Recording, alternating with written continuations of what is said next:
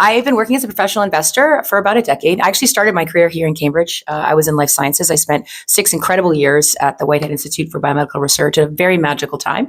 I worked on the Human Genome Project, some amazing stuff, and then kind of backed my way into early stage investing after doing a few other things. I started a company myself, and then I had some time in a public sector sabbatical where I was doing some public service. And then many years ago, worked my way into professional investing, mostly because I sucked at another job. So I had left my startup to take a position working as the director of media for a newly elected mayor, thinking I was going to change the world through government.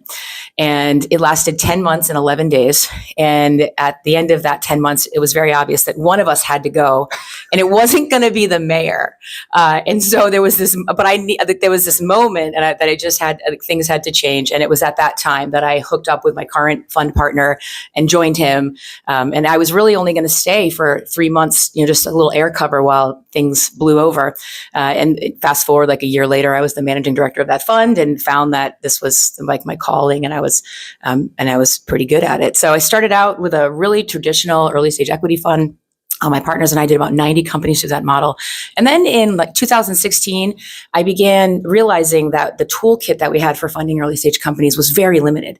The tools of venture capital proper, really there's only one tool, right, which is equity. And the way that you make money in equity investing is you sell a company. I mean, you can IPO, but that doesn't really happen anymore. And I found myself dissatisfied with the limitations of that, right? Betting into the exit is problematic in a couple different ways, but what was happening is I was saying no to a lot of companies that I could see becoming $20, $30 million companies. But if you want a venture capital win, you have to add a zero.